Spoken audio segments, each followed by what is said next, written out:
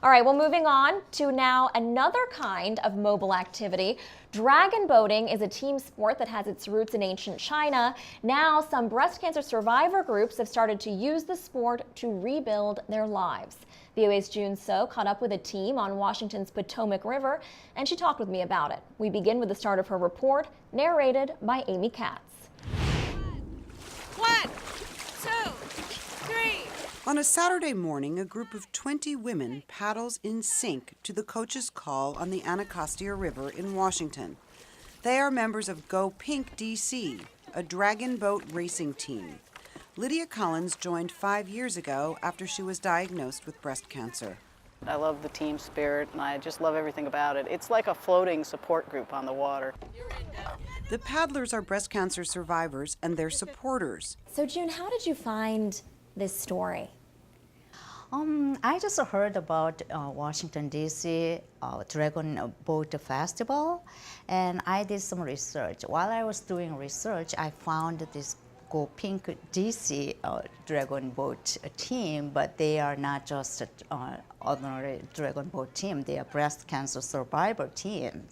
What struck me is this description by one of the Go Pink DC team members of the group as being like a floating support group on the water. Can you describe, you were there with them, you spent some time with these women. What sense of camaraderie and sisterhood did you sense? They all, most of them are breast cancer survivors, and some are supporters, their sisters or close friends just joined the team. And everybody has one common thing, breast cancer. So they start this journey with diagnosis of breast cancer.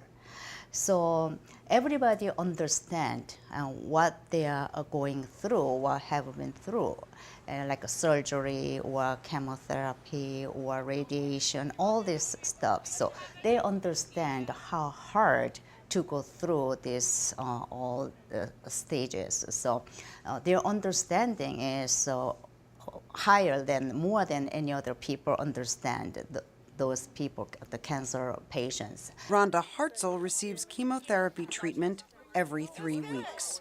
It's hard, but I think you have to challenge yourself in life. This is something I look forward to. I get to be out here with my sisters and supporters, and they understand what I'm going through and they help motivate me. So it makes me stronger and it makes me feel better.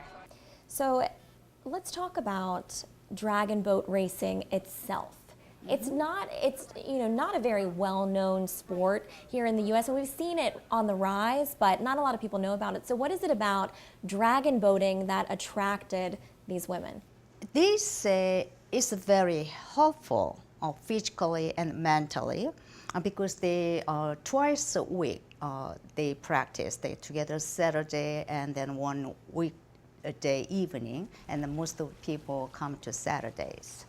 And while they are doing this paddling, the motion of the paddling helps reduce their swelling of the arms. Many people, the breast cancer, they end up having this swelling on the arm. So this motion helps.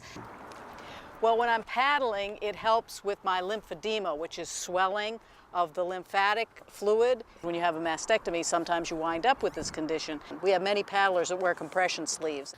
Is there anything, if you were to say your main message with this story, what you hope that people take away from it? Even though I think it's very hard to go through these treatments, but there's a way they can have some kind of support. And while they are doing this, they forge the friendship, and then they say their lives, they feel they rebuild their lives.